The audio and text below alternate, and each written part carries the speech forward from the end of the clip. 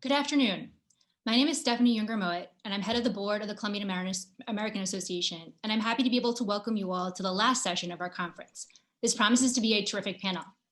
I'd like to remind people tuning in that they can send questions at any time, and the moderator will read them during the Q&A session, which will be during the last and final 30 minutes. Thanks to the sponsors who are making this conference possible, Wilkie Farr & Gallagher and the Content Room, and our partners, Philip Morris International, ProColombia, WeWork, Look for Capital, Cámara Colombiana de Comercio Electrónico, LAVCA, and Nearshore Americas. When I started my consulting company, Karchi Global, about 10 years ago, there was surprisingly little interest and very few panels that chose to highlight women. It's a relief to see this slowly change. As the Colombian American, we believe that women are critical to development in Latin America, and we're committed to further highlighting and supporting their empowerment. And now let me briefly introduce our moderator for today, Karen Scarpetta. She is currently the general manager for WeWork Colombia. Karen was born in Colombia, but graduated with a bachelor's degree from Griffith University in Australia, and has followed a career in international business, working previously for Groupon and Education First. It is a pleasure to have Karen here today, and I will turn the panel over to her. Thank you, Karen. Good afternoon, everybody, and thank you, Stephanie. It's a pleasure to be here with everybody here today, and especially big thanks to the CAA who is making this space completely available and a reality. I want to thank also Lina and the entire CAA team for this invitation to share with you some efforts of the most important business leaders' perspectives, and as well their own efforts in terms of how innovation and technology are contributing to the reactivation of the Colombian economy across multiple industries. It has been definitely 2 amazing days with more than 15 business leaders from different industries participating with the aim of exchanging ideas and creating new synergies, generating development and investment in and for our country. This last conversation, though, will highlight successful stories from companies that have already invested in Colombia and how they have addressed the challenges they have faced in terms of also how these contributed to their success. Right now and today, this panel will have a purpose of reshaping the future from a woman and tech for technology and development perspective. It is to highlight new and how government programs and organizations are investing and using technology in order to support vulnerable groups in the economy's reactivation process. We want to position women as the protagonists and leaders of this new era of tech industries and the recovery for our economies. We know that for sure there is a relationship between those two factors. And to talk more deeply about this, we have invited a couple of leaders that will be exchanging their ideas. They will be sharing how they have ruled and how they have become an example in their own industries, always putting women in a positive change maker sort of situation. So I'd like to start by introducing our panelists. Our first panelist is Abby Daniel. She's Senior Manager for Latin America, Canada, and the Caribbean Programs Team, Amazon Web Services. Let me tell you a little bit more about Abby. Abby is the executive responsible for implementing education programs, workforce development, diversity and inclusion, disaster prevention, cybersecurity, and others in Latin America, Canada, and the Caribbean market. With more than 25 years of global business experience in the private and public sector, Abby spearheads the creation of the dynamic new team that enables the AWS public sector organization to expand to these regions. Abby loves the outdoors, and it's an avid hiker and a runner. She has a diving certification from the PADI, Open Water, and she has also served in various non-profit boards of directors, including the Center Costa Rican Culture and of North America. We also have with us today Ilana Milquez. Ilana is the founder and CEO of the World Tech and Heartbeat, companies that empower talent with 4.0 training. She has studies in finance, BBA and MBA, systems and history. Ilana also has design and development and international trade experience. Ilana is MIT Innovator Under 35, former Colombian soccer team player and multilingual. The World Tech Inc. It's focused on educating millennials and centennials so they can feel empowered and ready to change the world throughout technology. They reach 21st century digital skills to motivate people through both on-site coding bootcamps and the adaptive learning platforms for organizations and students worldwide. Also, we have today with us Mario Masseroli. He's the president of Latin America and Canada for Philip Morris International. Mario joined PMI Argentina in 1998 and served in a variety of roles in Argentina, Switzerland, and New York. He was named managing director in Guatemala in 2006, followed by his appointment as director in corporate affairs for PMI Spain in 2007. Mario was named vice president of corporate affairs for Latin America and Canada in 2009. He then went on to become managing director in Spain and the Canary Islands in 2012, adding responsibility for Portugal and in April 2016, a position he held until his current appointment. Mario received a bachelor's degree from the Turcato Di Tella University in Buenos Aires, Argentina, and master's degree in business administration from the University of California at Berkeley. And last but of course not least, Marta Lucía Ramirez. Unfortunately, our Vice President of Colombia, Marta Lucía Ramirez, wasn't unable to join us today due to a last-minute change in her government agenda. However, she sent us a video where she wants to share with you a couple of her ideas. But before that, I want to share some of the achievements of Marta Lucía in the last couple of years, empowering women for a real transformation in our local society. On August 7, 2018, she became the first woman to hold the position of vice president in the history of our country. In her capacity and based on the priorities of the government of Colombia, Mrs. Ramirez leads matters related to transparency and the fight against corruption and gender equality. Marta Lucía mainly concerned with women empowerment, the fight against corruption, as I was mentioning before, security, the creation of new jobs, competitiveness, and the strengthening of the three judiciaries. She has promoted and implemented public policies for women politically, socially, and economically, empowering throughout our country, and today is one of the most influential women in Latin America. So, production, I think it's time for us to share Marta Lucía's video, please. Ladies and gentlemen, I would like to start by thanking the Colombian American Association and her president, Stephanie Younger, for hosting this wonderful event and inviting me to share the government's initiatives regarding women and tech for development with great tech women and men, such as Ilana Mikes from Tech World Makers, A.B. Daniel from Amazon Web Services, and Mario Masseroli from Philip Morris International. I am deeply sorry for not being able to attend this panel, and I hope some of the initiatives and insights I will share now will serve to enrich this important conversation of how women in the tech industry are crucial for development.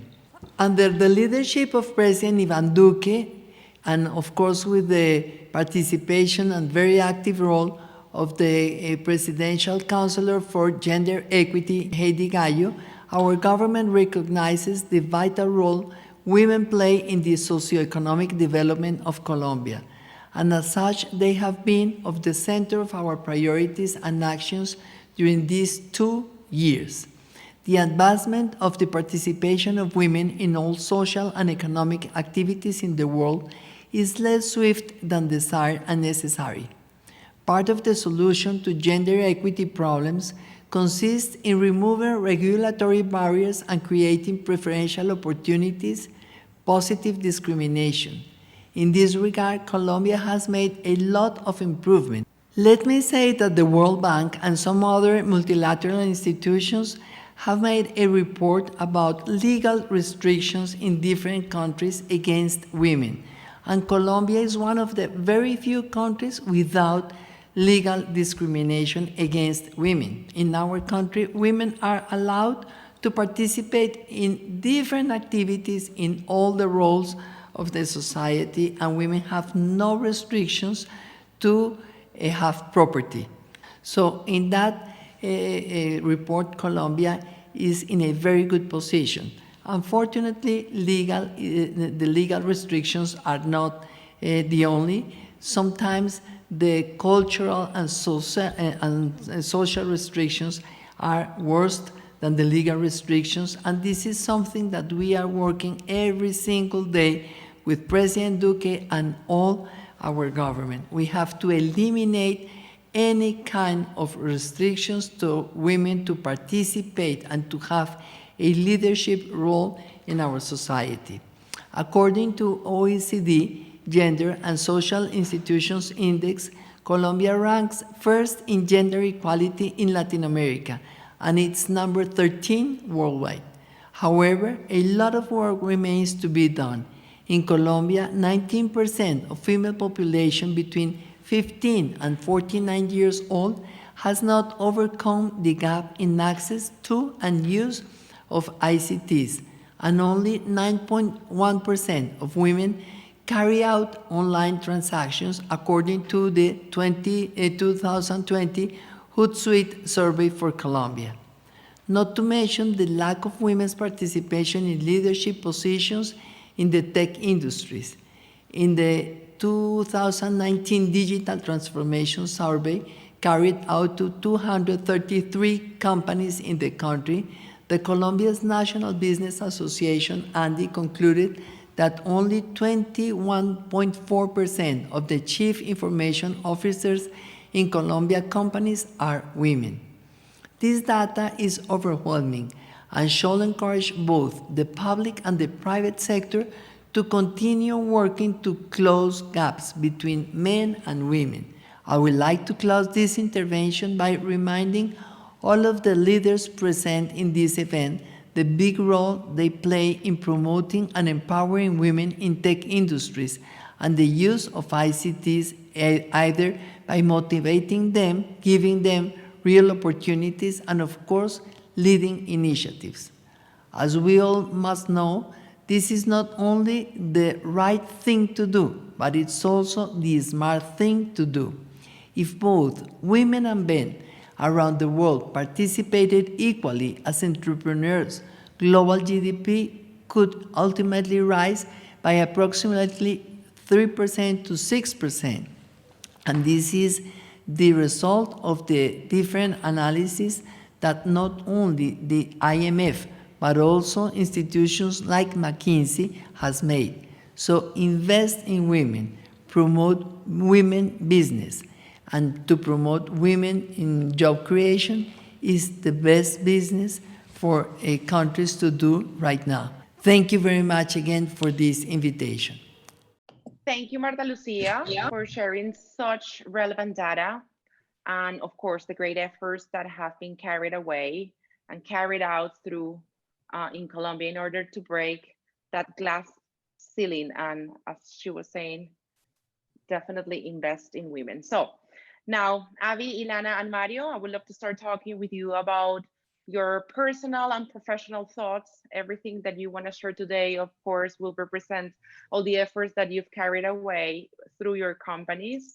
And of course, in order to achieve those great objectives that Mrs. Vice President just shared with us. So let's start a little bit of the topic of discussion. And this one, I would like it to be something that all of you could state your personal view on. So what do you think is the role of women in the reactivation of the economy? I don't know, maybe Avi, do you want to kick it off? Sure, I'll start. What an inspiring message from the Vice President. I just, it was a nice way to start off the panel. So women definitely play a key role in the reactivation of the economy. I think as we were talking about before we started this year, we've seen a digital transformation at a pace faster than I think we could have imagined as globally we react to being working from home and learning from home. And at Amazon Web Services, we have implemented several different programs to really help students and also professionals that want to learn about cloud computing and digital transformation, be able to train themselves on that. And one of those is the Aws Educate program that we have a strategic partnership with SENA in Colombia for students around the country and in all parts of Colombia. And we're also looking at other programs to help entrepreneurs and women entrepreneurs get the skills that they need to be able to use cloud computing for digital transformation. And one of those programs is called Aws Activate. And we've been working with the government and different incubators and accelerators and the startup community to give women entrepreneurs the tools that they need to be successful in the digital transformation world that we're in now. Absolutely, couldn't agree more. I think the first step always has to do with education, with training, with actually getting to develop those right skills. That's the start of basically the rest of the cycle. What are your thoughts, Ilana? Yes, thank you. I think the role of women in reactivating the economy are huge. I was looking at some data on how much unemployment there is among youth women. And we're talking about almost 28% on average for youth in general, and about 37% for women in that same group. So I think this is something that's very alarming. But at the same time, I think that women, we have proof that we have all the capacities if given the chance to not just learn and acquire those skills, but also be leaders in different industries.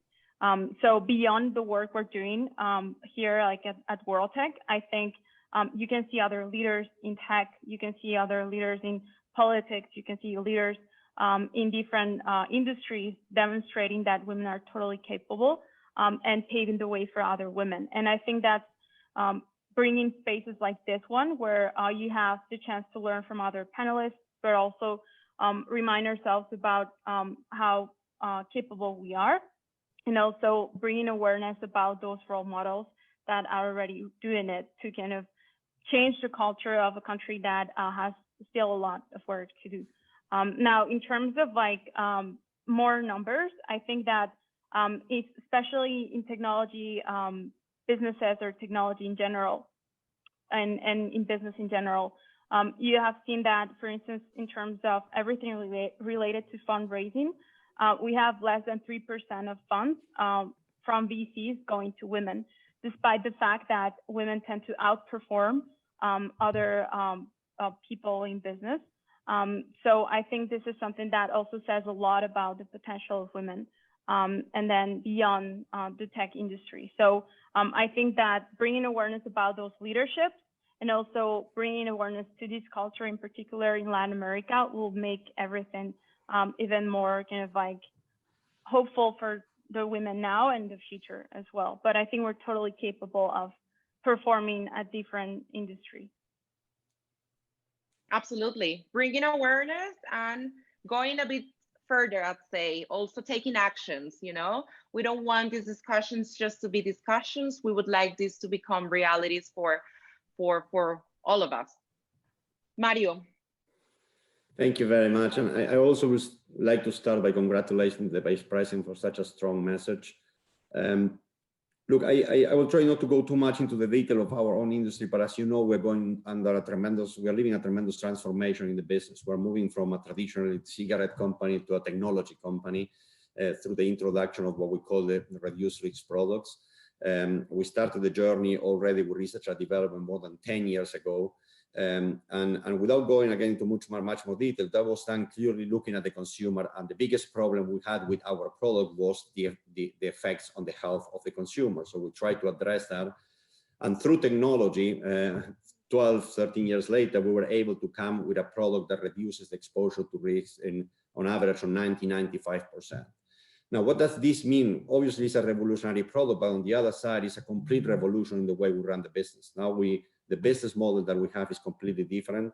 The organizational structure that we have is completely different. Before it was much more hierarchical. Today it's a flat organization, much more agile. You need to be able to respond very quickly to the changes in the demand and to consumer needs. And the role that diversity and inclusion had in our company for that was fundamental. What we see is that in a hierarchical organization, and traditionally in our industry and our company, we were typical, you know, white male, middle-aged profile.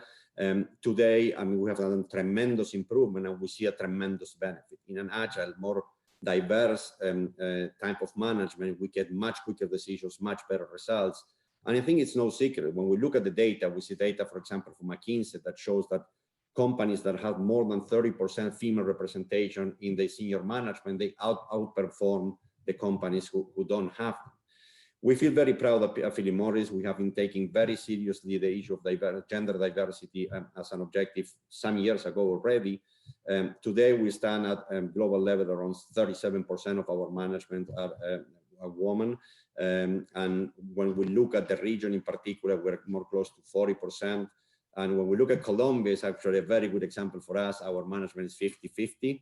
We very recently hired a woman managing director for Colombia, and we're having tremendous success as well. So I think clearly when we look at the way the business goes and the impact we can have is we have to understand is not how women can contribute, how companies need to be aware that the more they balance the gender in terms of the senior representation in the management teams, the more rapid they're going to grow going forward. And that's what we're all looking for, right? And we clearly see that happening in our company. I mean, we were forced by the change in the business model, in the type of product we are selling, in the type of organization we need to run. And today we can see the benefit, no doubt about it. Thank you for sharing that, Mario. I'm very pleased to hear that in Colombia, you're already hitting that 50-50. I wouldn't say mark, but I would also call it a great advance, as you mentioned. And well, hopefully that'll be the start for a great growth in the region as well. So just to keep up on the conversation, as you were saying, technology is definitely driving the change in the labor force. That's no secret about that. How can we prepare women for the future workforce? And getting a little even deeper on that question, how do we make sure that rural women who often lack connectivity also are acquiring the skills that this labor market actually requires? So I guess I can go first again. So I would say, please, you know, for us at Amazon Web Services, and for me personally, I think having women role models and opportunities for mentorship is really crucial.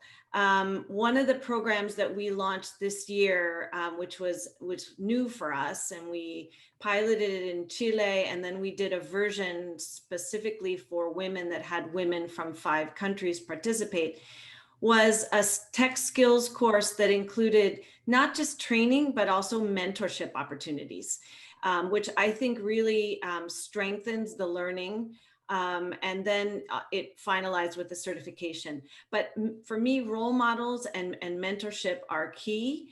I think that for us, our vice president for public sector at Amazon Web Services is a woman leader in technology. And so for all of us that are in the public sector business, we look to our a leader as a global woman in technology. And that's really important. For sure, that's a great example. And once you see that it's actually a reality, of course, there with a path of a mentorship, greater things could be achieved.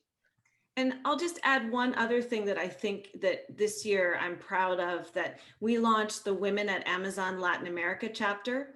And it's again a mentorship networking opportunity. And we have 100 women in the chapter that are active. And more importantly for me than the number of women is that they represent 40 different roles within the company. And I think it's important to know that you can be a successful woman in tech without necessarily being an engineer.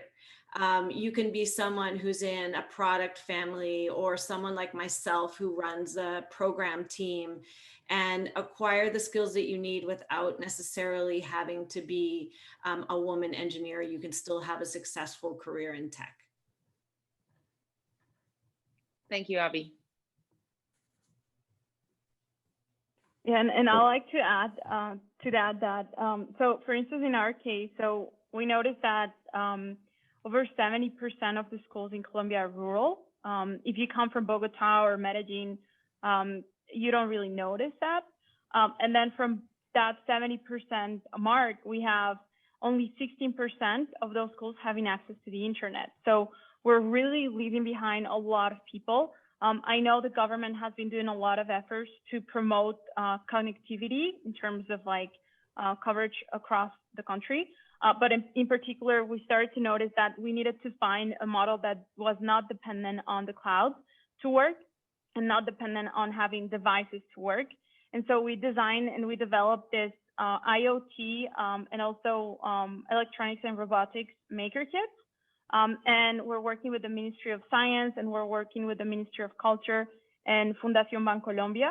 And we're going to like places in rural areas where there's no connectivity and there's no necessarily infrastructure to teach robotics or electronics, or programs that require some type of infrastructure that as of today is not yet ready. And so we're going from like the south of the Pacific to the north of Urabá, which is also part of the Pacific.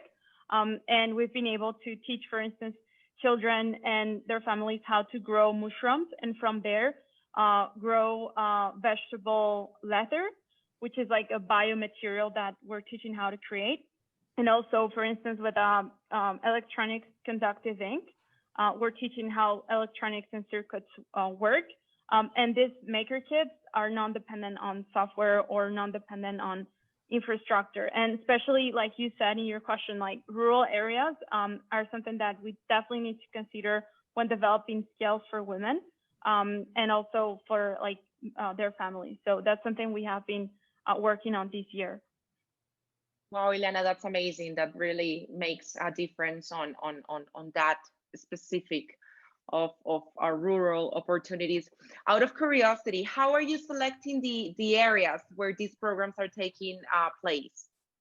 Yeah, so we had the chance to meet the Dr. Mabel Torres. She's the Ministry of Science, and she comes from the Pacific. And she is a scientist, and she knows very well like her region.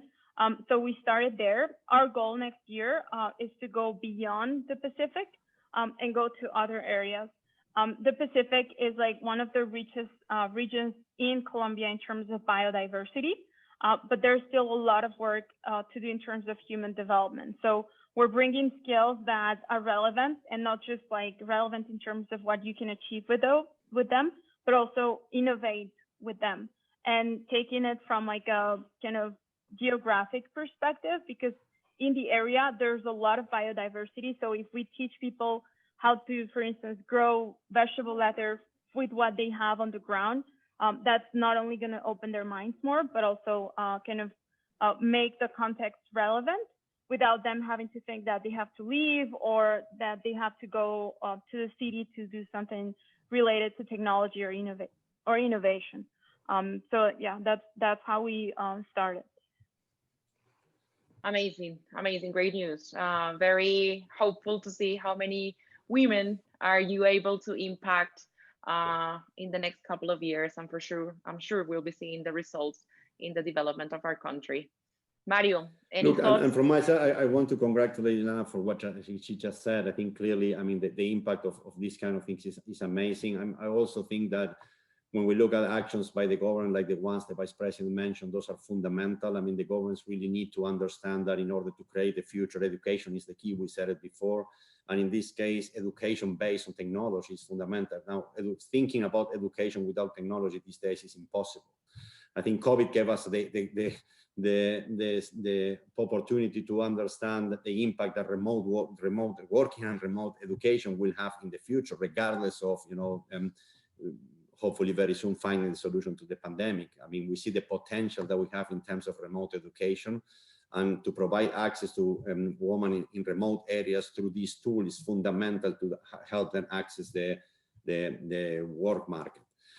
So I think that's fundamental. As a client, I think part of what Abby was saying, as a company, what is important is once you get into the work environment, how you provide the access for help make a career after. We have also established these very strong programs in terms of mentorship for women once we recruit them, which is fundamental.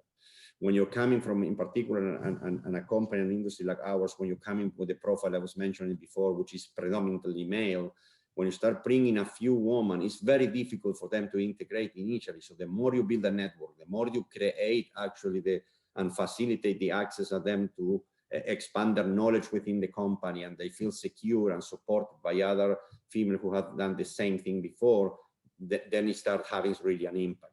I read some research before saying that even when you take it at the board member level, unless you have at least 3 board members, it's very difficult to really get the benefit on gender balance. So I think that's the steps that we have to follow and be very conscious about it. I mean, we wanted to different stages as a company. Initially, it was just put an objective of increasing the female ratio without anything. Then we had the tremendous and long discussions about quotas, and people who love quotas and people who hate quotas. I have to say, I personally used not to like them, but I understood that unless you had them in a company like ours, you will never get there. And today we came to a point in which every senior member, any managing director or director in a management team in a market has a specific KPI in terms of female ratio in their organization. So that's how we made it happen. That's how we accelerated. And all these initiatives about internal networking for women and coaching programs are fundamental for them to integrate much sooner and feel supported within an organization. Mm-hmm. Mario, can you share with us how long ago did you start applying the quotas as a KPI? Look, we live phases, but I would say in particular the last 4 or 5 years is when we were since we actually launched these new products, and we realized at the end, it was for us a big wake-up call. It was to say, look, in the old organization with the old product, we have been doing that for decades. We were the best doing it. It was very easy, and it was kind of a very efficient machine, producing and selling.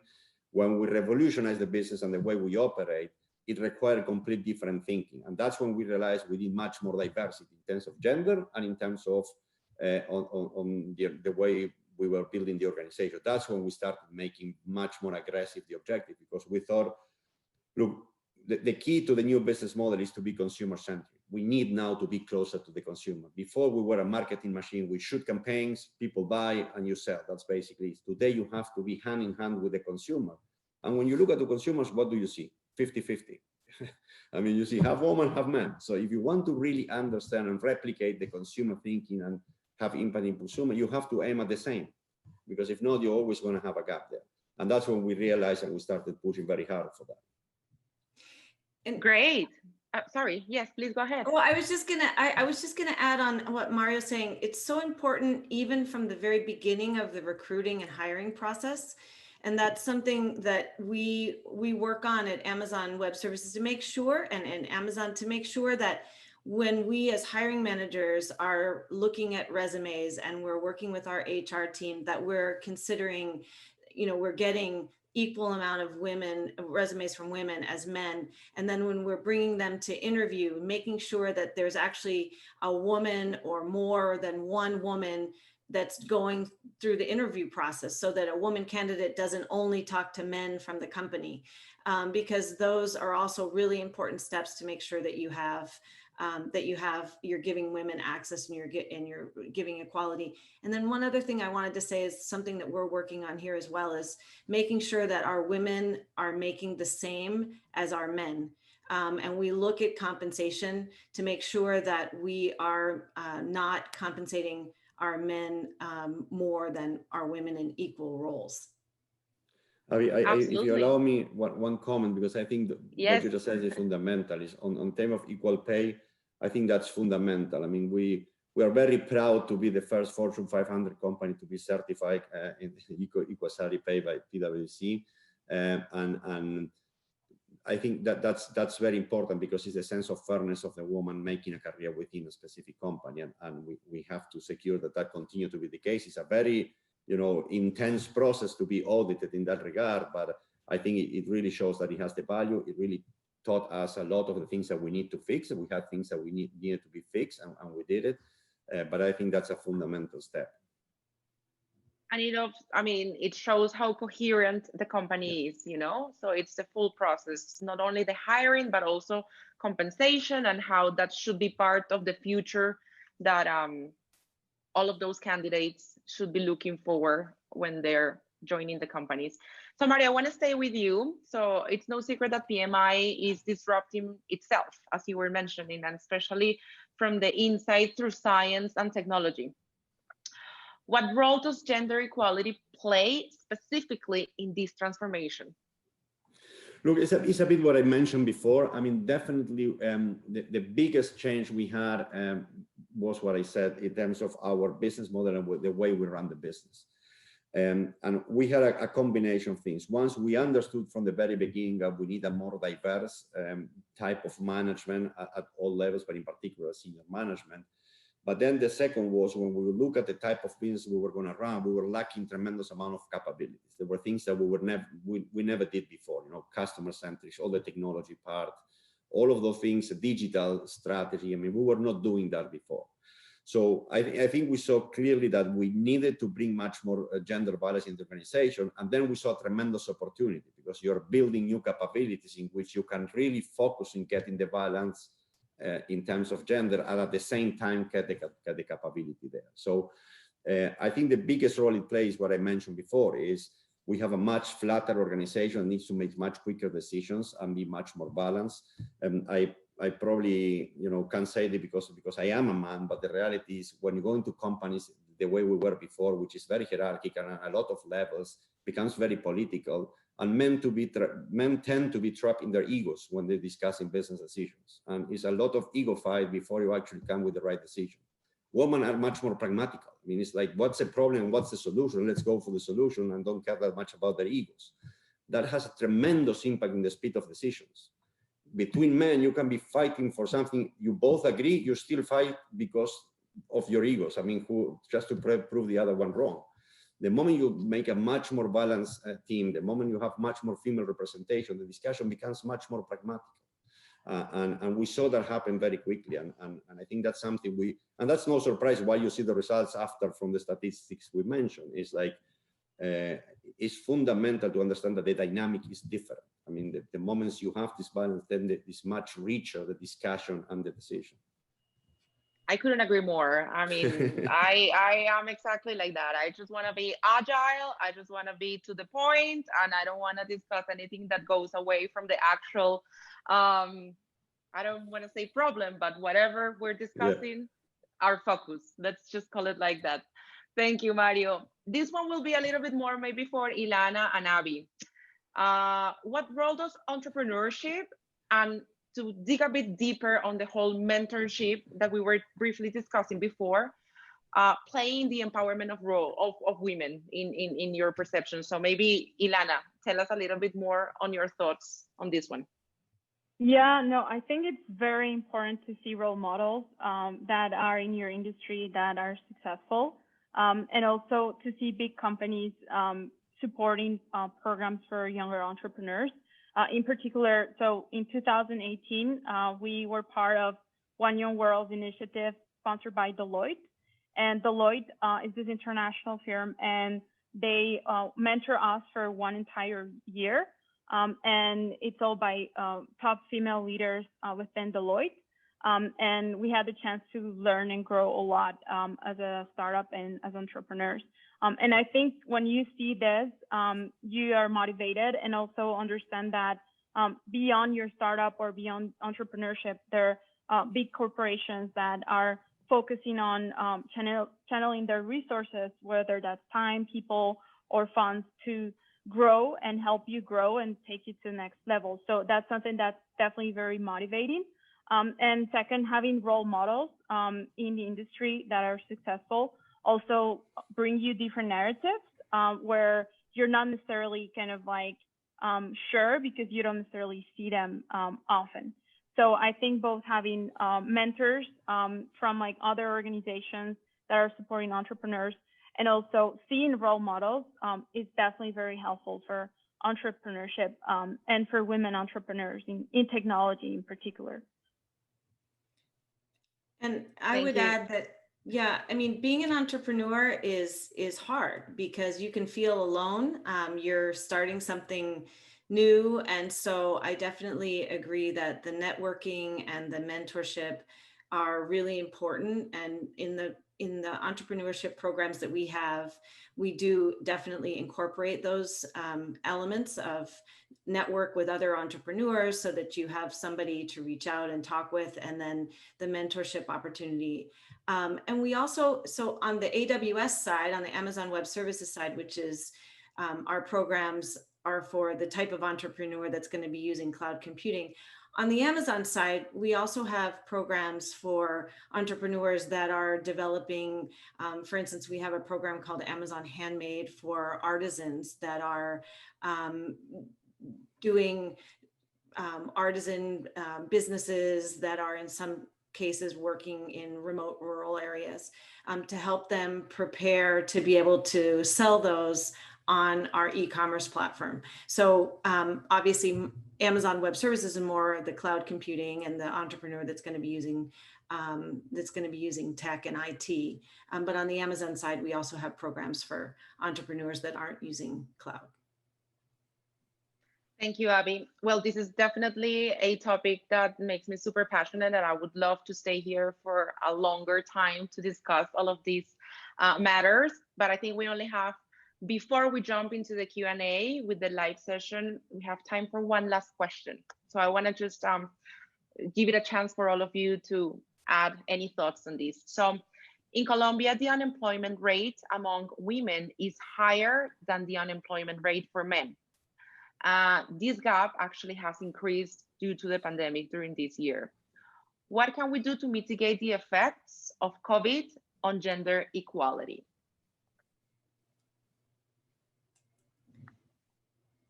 Please, Abby, yes, go ahead. I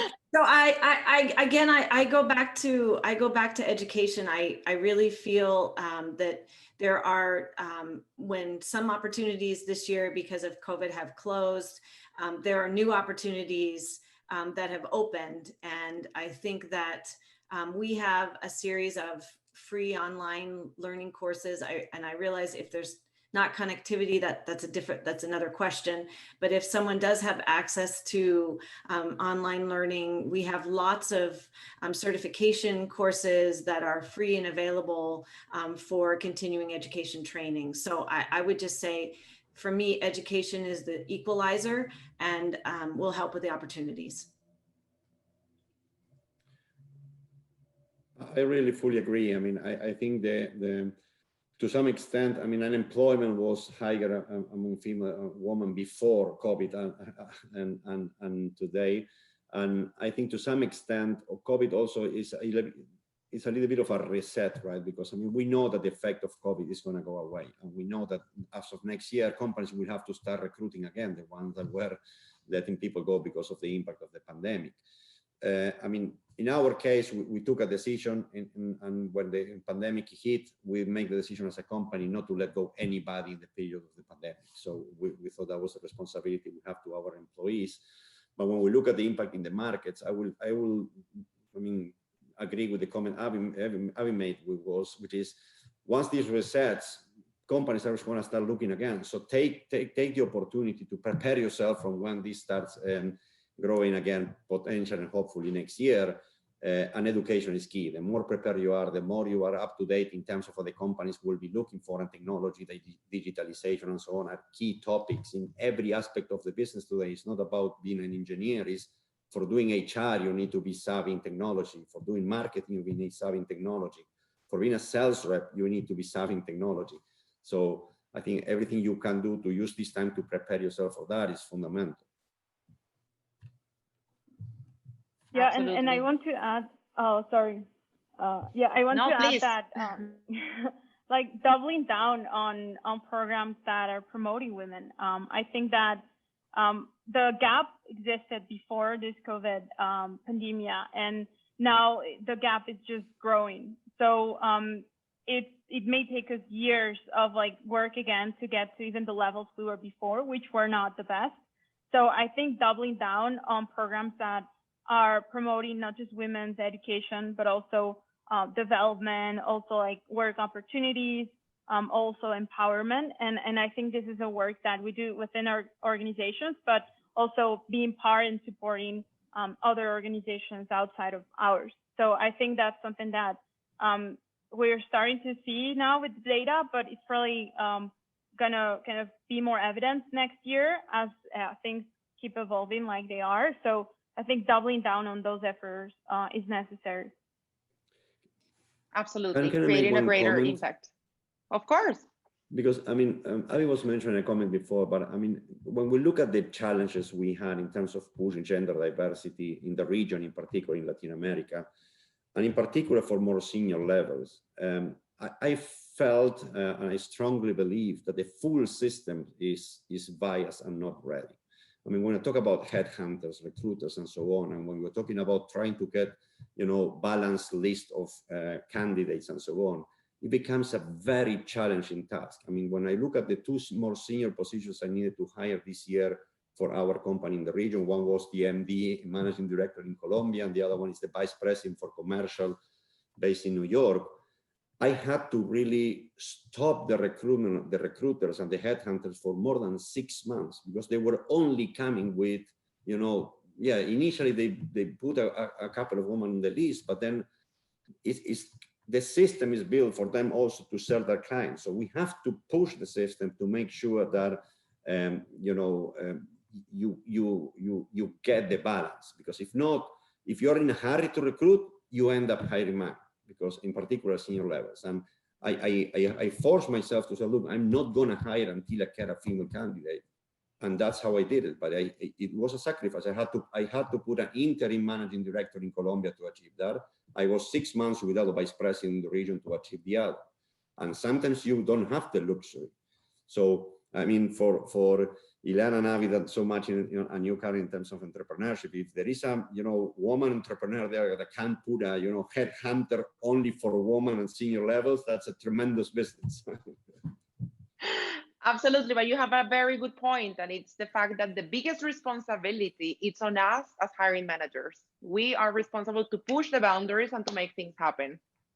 Okay, so I'm going to switch. Thank you very much for all your answers. I'm going to switch. We have 3 questions that I would like to try to squeeze in the last 11 minutes that we have left from our audience. So the first one, what do you do when you identify gender pay gaps? Give all the women raises. That's hard to do when trying to manage tight budgets. Who do you want to respond to that? So I'll start since I raised it. So it's tricky, right? Because you want to look across job families, and you want to make sure that you're also comparing where geographically people live. And so it does go beyond gender, but it's something that first and foremost, you need to have transparency within the organization to know where you stand in terms of compensation, and then work to take the steps needed to make sure that you're developing equal pay. But it's not necessarily raises for women immediately. That's not necessarily how it happens. Absolutely. Okay, we have another one here. What can the US learn from Colombia and the other way around in regards to empowering women in the working place?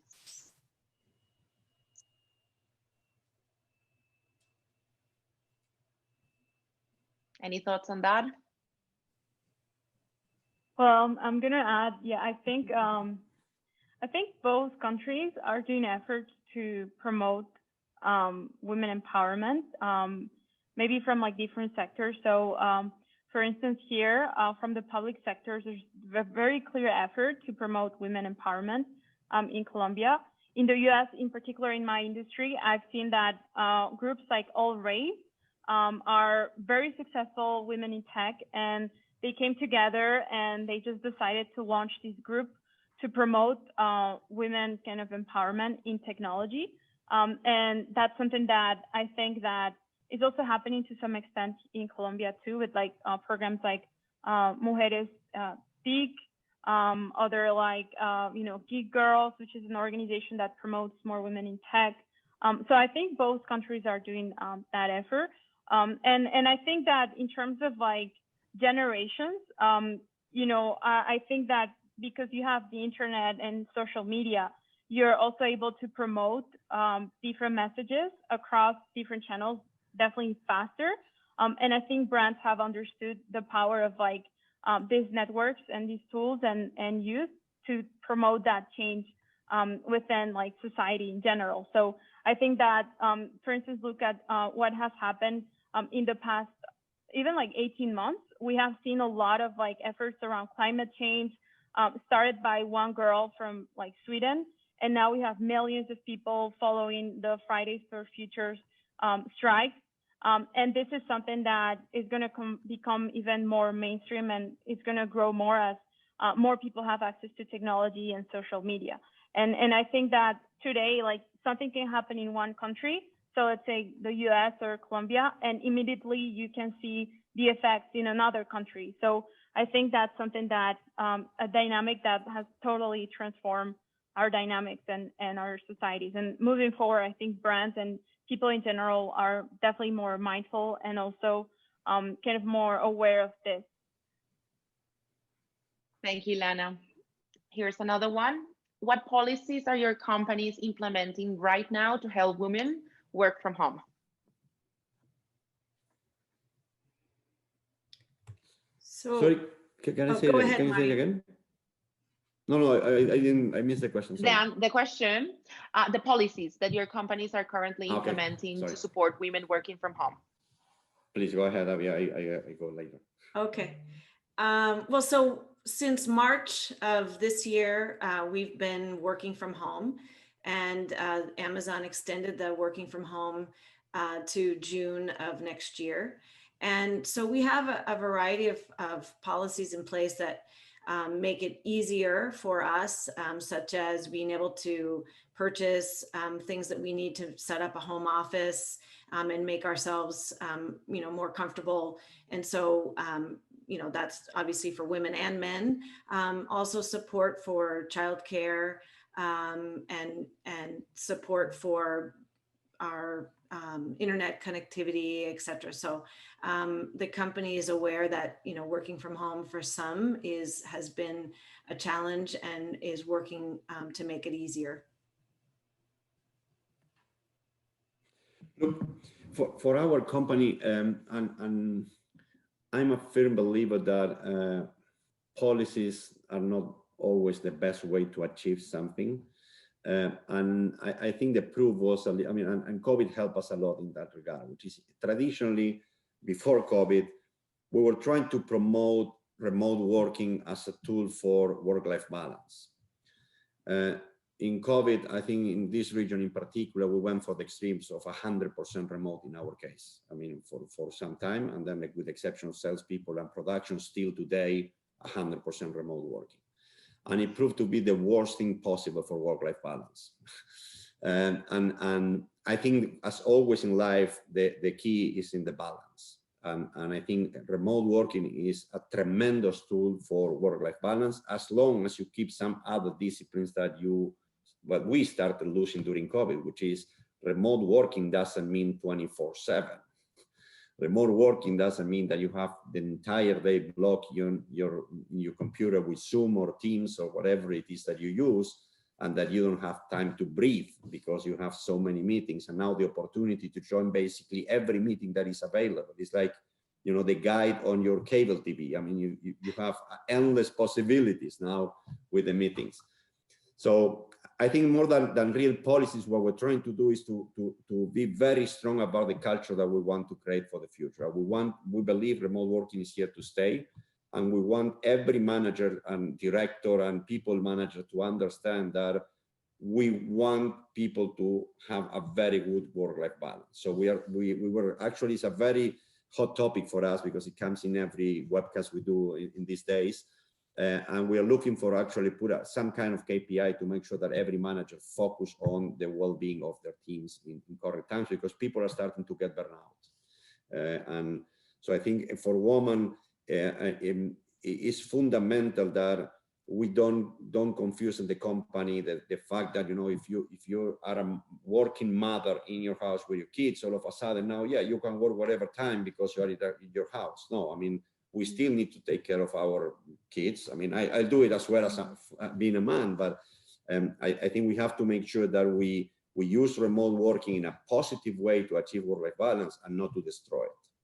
So, absolutely. But policy sometimes is difficult because I think many of the people in our region actually commented to us, is to say, look, the moment you put a rule, you affect the principle, which is the best of remote working, which is flexibility. For some people, it works to work in the morning. For some other people, it works to work in the night. If you put a rule, you go back to have a strict, situation. Policy. Yeah. So flexibility and balance.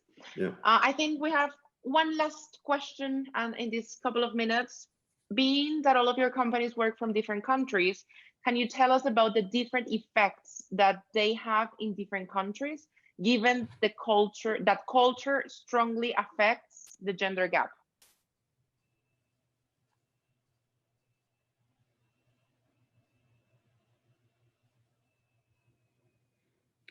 I can volunteer very briefly. I mean, look, I take care of the region. So I have to say, directionally, the full region, Latin America, when I compare, I had experience in Europe, we are still a long way to go in terms of, gender balance. I mean, when I compare my experience with Spain, I mean, being 50-50 in management, 40-60 in the minimum is very normal. I mean, it's what you see.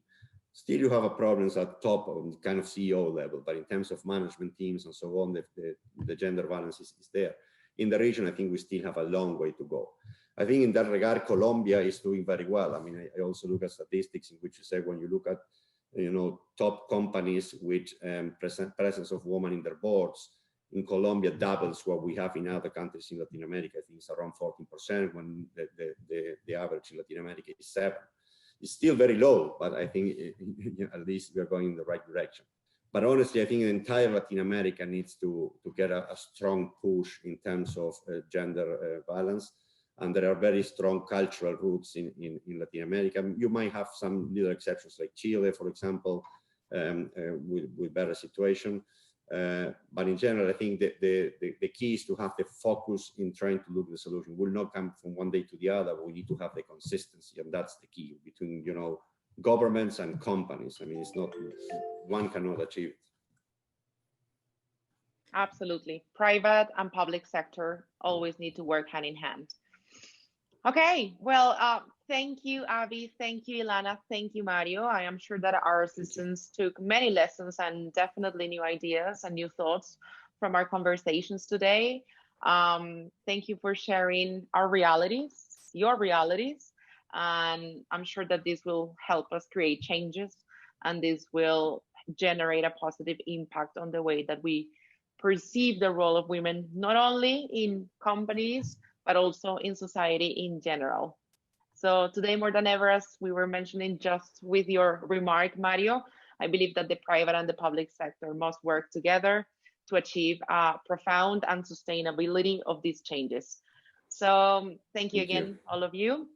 And to finish, I want to invite Lina Delgado.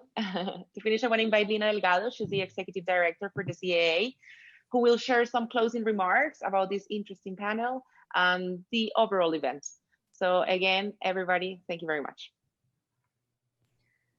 Thank you, Karen. Thank you, Avi, Ilana, Mario, for such a great discussion about the importance of empowering women, especially during these difficult times we are facing throughout the world. Thanks to organizations like Amazon, PMI, and WeWork, we are working toward implementing more inclusive policies and working with governments to provide skills to women to have better and sustainable opportunities in the workforce. Thank you, Ilana, for creating such an innovative platform and make your passion about education and empowering people to reach their full potential the core of your organization. We couldn't have a better moderator for this panel. Thank you, Karen, for guiding such a great discussion.